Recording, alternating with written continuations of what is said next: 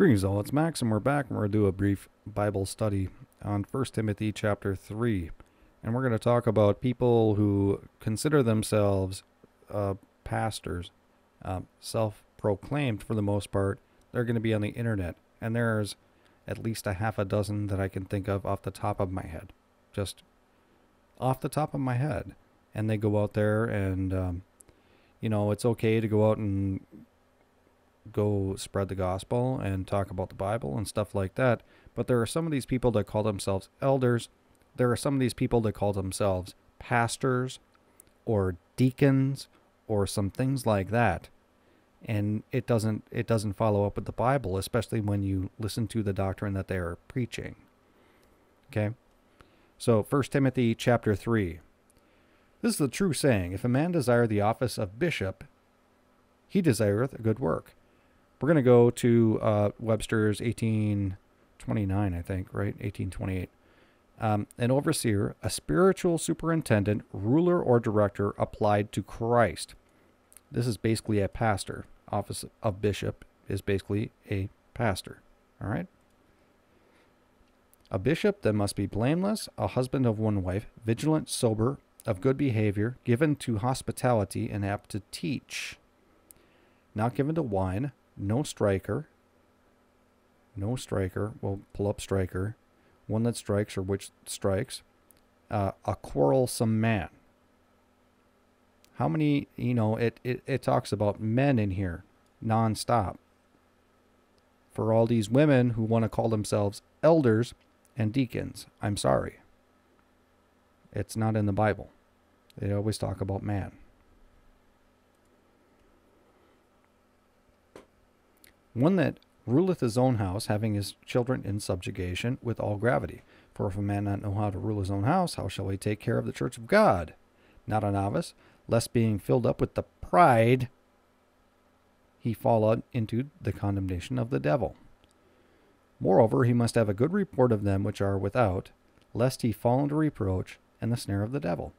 How many of these internet pastor guys, or people who call themselves pastors who are women, are donating to other causes with the money that comes into them from donations or whatever?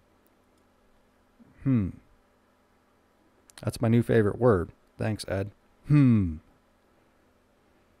Likewise, must the deacons be grave, not double-tongued? What? You mean I cannot preach once saved, always? You're telling me I cannot preach once saved, always saved, and then also preach conditional salvation and lordship salvation? You mean I can't do that? Why can't I do that? I can't preach once saved, always saved, and then preach that you're going to hell if you're in an interracial marriage. What? You mean I can't preach that? That's ridiculous. That's ridiculous. The Bible has got to be wrong here. This has to be some sort of mistranslation. Has to be. Has to be. Because, I'm going to teach what I want to teach.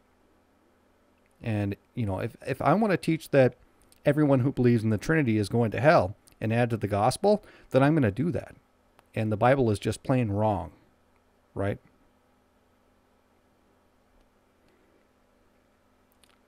Likewise, the deacons must be graved, not double-tongued, not given to much wine, not greedy of filthy lucre. How am I supposed to make money?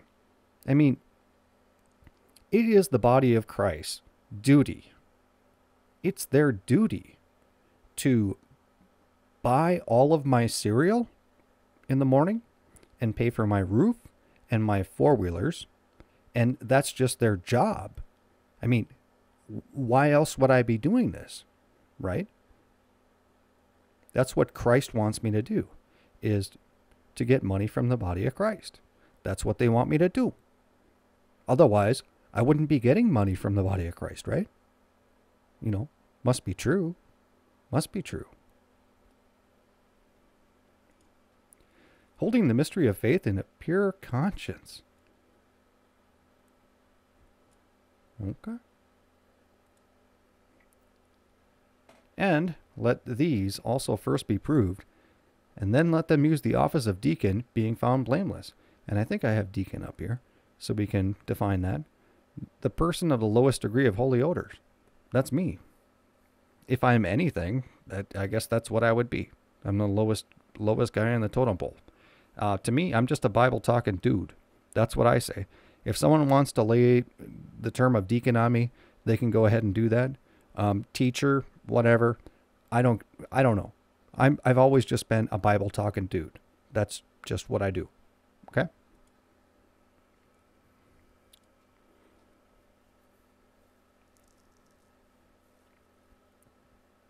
Even so must their wives be grave. Uh-oh. There are certain guys out there who they have their wives on screen who have all these things to say. It's not biblical.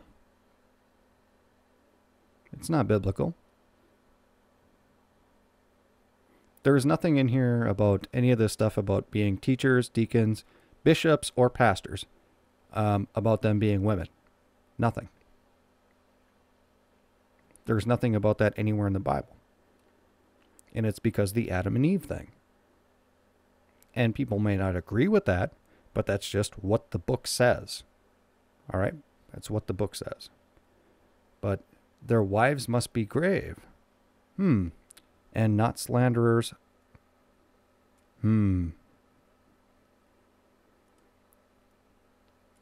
do you think in these internet pastors whose wives have been on screen is slandering? Can you think of any? Sober, faithful in all things. Let the deacons be the husbands of one wife, ruling their children in their own houses as well. For they that have used the office of deacon will purchase to themselves a good degree, and great boldness of faith which is in Jesus Christ.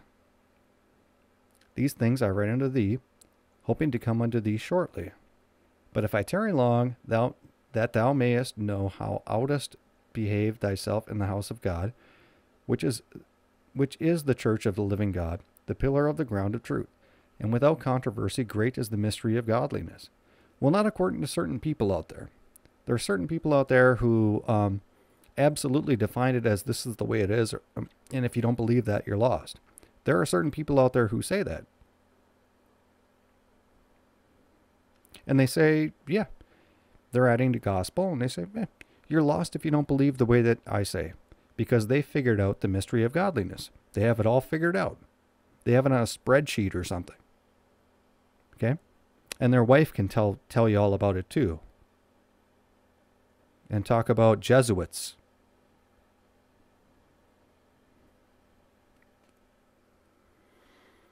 God was manifest in the flesh, justified in the spirit, seen of angels, preached unto the Gentiles, believed on in the world, received up into glory.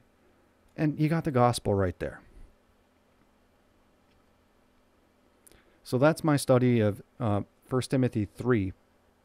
Just going through the chapter and giving my commentary. And no, I'm not saying I'm a pastor. No, I'm not saying I'm a minister. No, I'm not saying anything other than, well, I could be a deacon, the lowest possible thing that I could possibly be in the body of Christ, just because I make YouTube videos. I'm fine with that. I'm fine with that.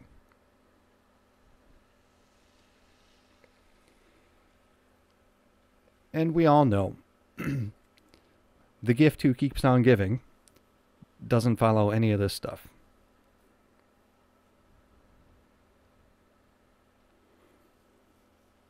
And again, thank you all for support for this channel. And we'll keep on going. We're going to keep on going and trucking through, and we'll see what goes on in the future between the people who are attacking me and myself.